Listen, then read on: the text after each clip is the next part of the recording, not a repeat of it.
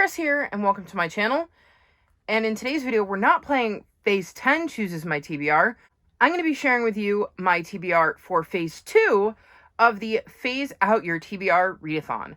So this is a readathon that I created back in November, and in January, we're going to be working on Phase 2, which is a set of 3 and a run of 4.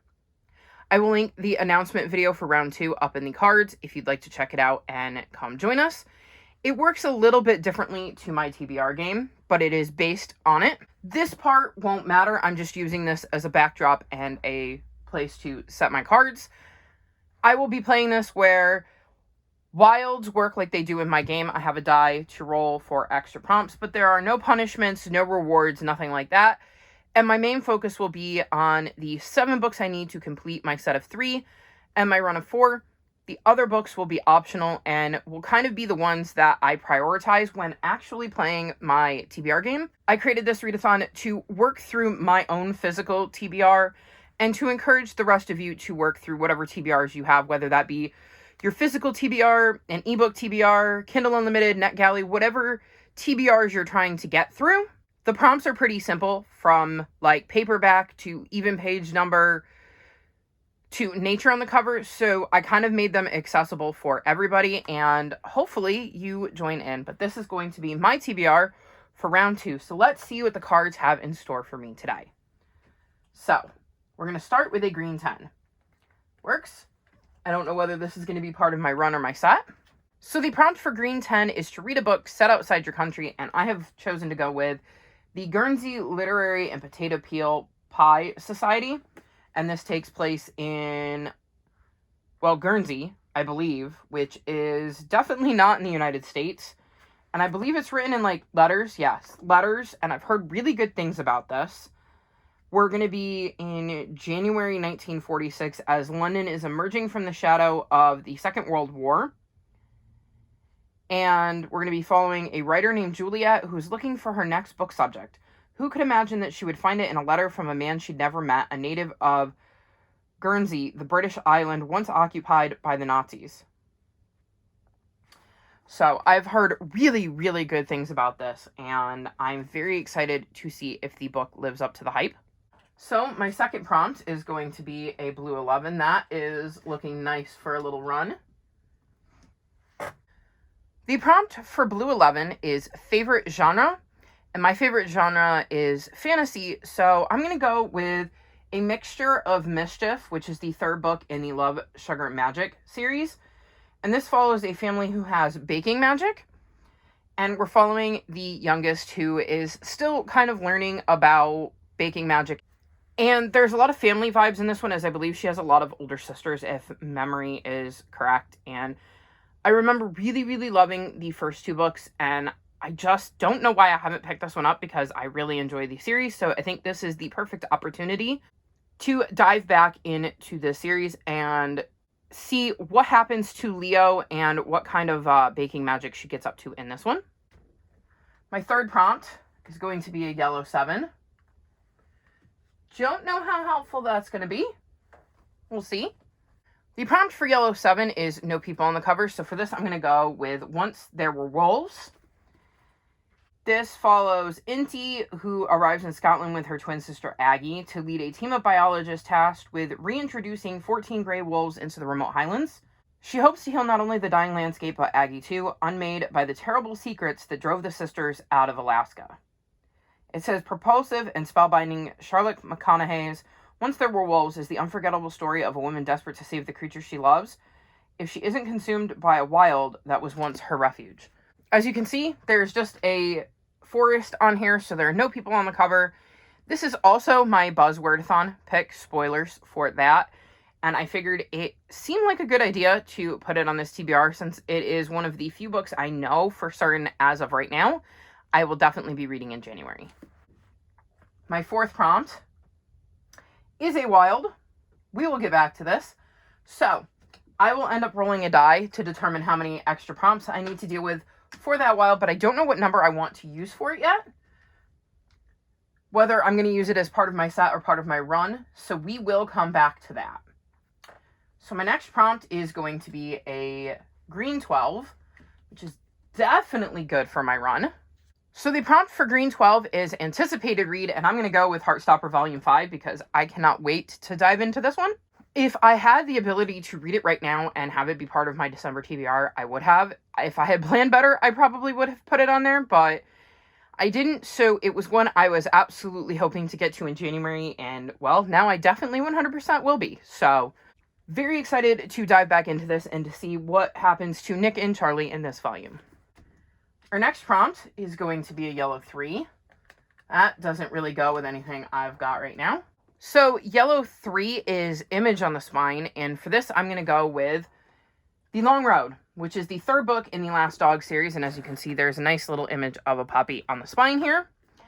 This is a fantasy series told from a dog's point of view, and we're following Max and 2 dogs he's met along the way, Rocky and Gizmo, and their humans have disappeared, and he is trying to figure out where his humans went and get back to them.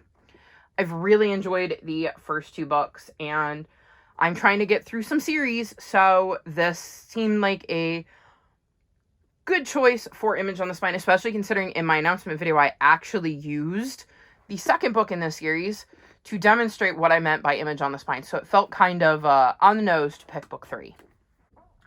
My next prompt, which I'm hoping is either a 9, a 7, or 3, is a 9. There we go. Hopefully that still picks up on the camera. I don't know if it's too high, but that is, let's turn it around, a red 9, which completes my run, which means I just need to work on a set of 3, and literally all I need is a 7 or 3 because I have this wild, and it can fill either one. So the prompt for red 9 is Book You've Been Avoiding, and I think I'm going to go with this one. It is a thriller. I don't know much more about it. I don't want to know much more about it because I like going into my thrillers blind. But if you give me an option and a thriller is part of the choices, odds are I'm going to go with the book that's not a thriller. I really, really love mysteries, but thrillers I struggle with because sometimes they veer into territory that I just don't like to read about. So I've definitely had opportunities to read this book multiple times in the last year, whether it be because it had a word for like Buzz Wordathon, whether it fit a prompt for Readathon and I chose something else. It is one I've looked at on my shelves multiple times and just went, maybe next time. I had a couple of these in the thriller section that I kind of just go, maybe next time. So I'm going to go with this one because I feel like it's the one I've done it with the most. And we'll see how it goes. I could be pleasantly surprised, especially considering I'm going in with low expectations. So maybe I will enjoy it more than I think I do, even if I don't love it. And my next prompt is a green 9. Okay. Interesting. The prompt for green 9 is Fire on the Cover. So I'm going to go with Tales of the Greek Heroes because our hero, I'm assuming down here, is holding what appears to be a torch full of fire.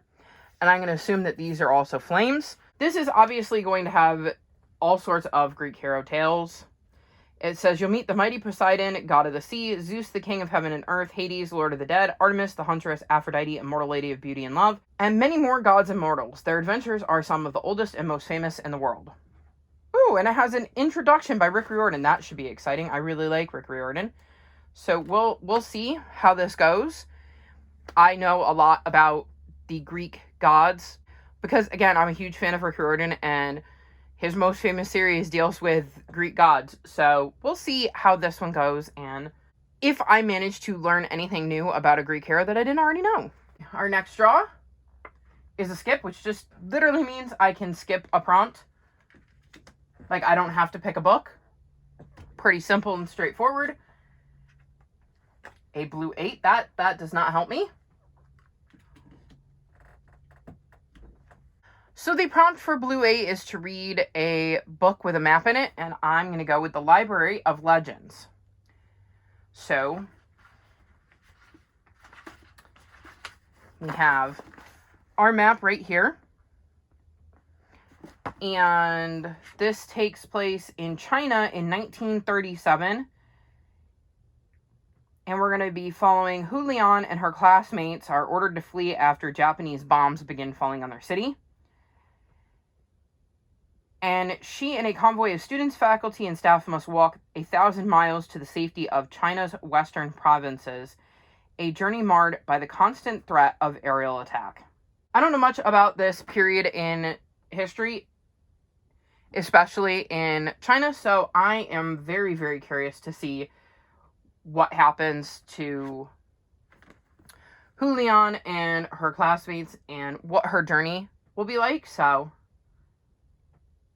this definitely brought my attention to a book I probably would not have thought of. I intentionally went into this going, oh, I could read a fantasy, or I could see if any of my historical fictions have maps, because I tend to knee-jerk go with a warriors book or an Aaron Hunter book for a book with a map, because they almost always have some sort of map in them. So I decided to see what else I had for options, and this came up, and it should be a kind of different read, and I also think this is a really, really pretty cover, so if pretty cover comes up for my TBR game, I'll be all set. Our next prompt, where we're looking for a 9, a 3, a 7, or an 8, is a 1, because of course it is. So the prompt for green 1 is lowest rated, which is always my least favorite prompt to draw, mainly because I have found that most of the books I have read for this prompt, whenever I've pulled it, have been lowest rated for a reason. And the lowest rated that is on my currently owned TBR is a 3.44, and that would be Losing Isn't Everything by Kurt Menefee. The untold stories and hidden lessons behind the toughest losses in sports history. So I'm going to be reading a nonfiction sports book for this prompt. And apparently it's not even a good one. We'll see how this goes. I'm curious to find out why this is so lowly rated. And on the bright side, it will also get it off my TBR. And I allow myself to DNF. So just in case anybody is wondering, because this did come up last time, DNFs do count. So even if it is part of your phase, if you start reading a book and it does not work for you, feel free to DNF it and count that as finishing the prompt. That is what I do. I don't like forcing myself to read books I don't enjoy, because it will make me slump. And so I think picking a book for a prompt and then choosing to DNF it means that you technically, in your own way, completed the book that you picked for that prompt. You just decided it wasn't a book for you and moved on. And the idea is to get books off of your TBR, which means DNFing them would get them off of your TBR because you're not planning on finishing them. So feel free to DNF and use it to tick off a prompt or card, however you're playing along. I am definitely down for that. So we'll see if this ends up being a book I finish or a book I DNF. Well, now I can pull a 1, 8, 9, 3, or 7 and be completed with my phase, and we got a 4. At this rate, I'm going to have legitimately every number on the board, and it's going to be like, whatever this is, I get to complete my phase. So the prompt for yellow 4 is one I was hoping to avoid. It is big book, which for me is anything over 500 pages, and I'm going to go with The Box and the Dragonfly, which is the first book in the Keepers series. And it clocks in at 527 pages, so just over 500 pages. This says, from the moment Horace F. Andrews sees the sign from the bus, a sign with his own name on it, everything changes. The sighting leads him underground to the House of Answers, a hidden warehouse full of mysterious objects. But there he finds only questions. What is this curious place? Who are the strange, secretive people who entrust him with a rare and immensely powerful gift? And what is he to do with it? Horace quickly discovers that nothing is ordinary anymore, from the sinister man lurking around every corner to the gradual mastery of his newfound abilities, to his encounters with Chloe, a girl who has an astonishing talent of her own. Horace follows a path that puts him in the middle of a centuries-old conflict between two factions. Horace's journey leads him and Chloe deep into a palace where every decision they make could have disastrous consequences. Most important, it links Horace to the Box of Promises and a future he never saw coming. With an action-packed blend of science fiction and fantasy, Ted Sanders creates a world in which everything is more than it seems, and where friendship and loyalty have the greatest power of all. Not what I planned to get to, but I thought it was the easiest and most interesting of the books I have that are over 500 pages. So we'll see how this goes, and hopefully I will enjoy it. My next prompt, is a blue 4, which will finally complete my phase because this wild has now become a 4. And I can promise you, it is not a yellow 4. So, blue 4 is middle grade, and I'm going to go with No Place Like Home. This follows Lan, a recent immigrant to Canada from Vietnam, and she spends every day searching for a sense of belonging. Books are the only things that make her feel at ease, but it comes as a shock when a mysterious wind whisks her right into the pages of her latest fantasy read. More shocking still is the fact that she herself has summoned this wind. Plunged into the magical world of Silva, Lan realizes she has much to offer protagonists Annabelle and Marlowe. Once a homesick reader and bystander rooting for the very characters that now stand before her, Lan suddenly has the power as a budding witch to help their quest. Somewhere inside her lies the ability not only to save Annabelle and Marlowe's home, but also to shape a familiar tale into something new. As Lan faces off against tree guardians, moving corn mazes, heart eaters, and thoughtless kings, she finds that being in Silva is not so different from Toronto. New homes can be messy. Now, torn between several places at once, Lan begins asking an important question. How do you redefine a lost home? Sweeping in scope and timeless in tone, No Place Like Home is a middle grade portal fantasy unlike any other. This sounds like it's going to be a really fun middle grade, and I like portal fantasy, so we'll see how this one goes. And then for my wild, I went with blue 4, and that means I need to read a middle grade, and I'm going to go with Galaxy Jones and the Space Pirates. Galaxy Jones lives on the very, very edge of a star system in an inn run by her dads. She loves her home and her little family, but tourists have stopped coming, and Lexi's on the verge of losing it all. When the royal family stops at the inn on their way to a neighboring star system, her dads are hopeful that they'll bring some good business. But Lexi knows they're bringing nothing but trouble. Trouble in the form of spoiled Prince Weston and his annoying dog, Comet. Turns out that trouble is a whole lot bigger than she anticipated. Weston has stolen something. Even worse, he's stolen it from notorious pirates, followers of Lexi's former idol, the famous pirate Astro Bonnie, who have tracked him straight to Lexi's house. Problem is, Weston has lost the trinket somewhere in deep space, and now the pirates are holding all the adults hostage with the threat of destroying the inn if they can't find what they've come for. Luckily for Weston, Lexi has a plan. In exchange for his help saving the family business, she will use all her skills to help him find whatever it is the pirates are after. With some pluck and a whole lot of luck, she just might pull it off and make an unexpected friend along the way. So middle grade sci-fi, we're going to see how this goes. I tend to be hit or miss on sci-fi, but I thought it would be a nice break in the fantasy, historical fiction, thriller. Like, I don't really have a sci-fi on here, so I think this is perfect to kind of balance out the TBR I've been building. So that means it is time for me to roll for my wild and see how many additional prompts I have to fulfill. We've got my die. Let's see. Ooh, 1. I only have to pull one more prompt. It was very, very nice to me, and as long as this is not a wild, I get to be done. It is not. It is a yellow 8. Just slot this into where the wild was. So I was really worried that I didn't have the last book in any of the series I'm on the last book for, because I have no idea how I would handle that since I have to, own the book, because for me, I'm trying to focus on my physical TBR. But I did have one, and that's Never and Forever, which is the 4th and final book in the Wizards of Once series, and we're following Czar and Wish, and they're about to wrap up their journey. I have absolutely loved this series. Would highly recommend that you read along while listening to the audiobooks because, let me see, I haven't read this one, so I'm trying to find a good example. So you can see that there's like illustrations, and I feel like those are important to the story that you kind of read along, but the audiobook narration is absolutely incredible. It's one of the best audiobook narrations I've ever heard. So I would highly recommend listening to the audiobook while reading along because I think that is the best way to experience these books. I'm quite looking forward to the end of their journey and seeing how their story wraps up and being able to tick a series off of my series to continue in January. So the books I have to read to complete my phase first for my set is Galaxy Jones and the Space Pirates, which is covering my Wild Blue 4 middle grade. No Place Like Home, which is covering my Blue 4 also middle grade.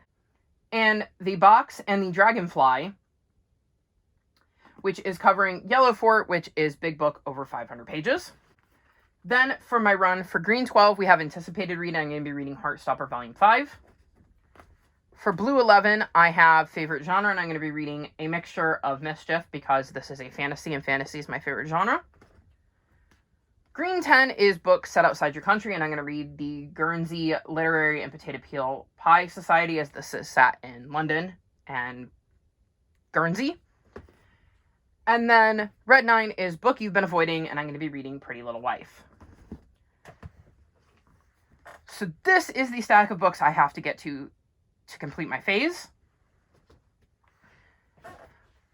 The rest of my books look like this, so I have a pretty decent stack to get through if I want to complete all of the books that this round chose for me. We'll see how it goes, but again, the ones I'm going to be focusing on are this pile right here to complete my phase. So there you have it. That's my TBR for Phase 2 of the Phase Out Your TBR Readathon. Are you participating? If so, the Discord will be linked below so you can come chat with all of us who are taking part, and be sure to tag me in your TBRs. I'd love to watch them and see what you're going to be reading for this round. All of my social media is linked in the description below if you'd like to come chat with me in general. If you've made it this far in the video, leave me space emojis in honor of Galaxy Jones and the Space Pirates. Like this video and subscribe to my channel, and I will talk to you next time. Bye!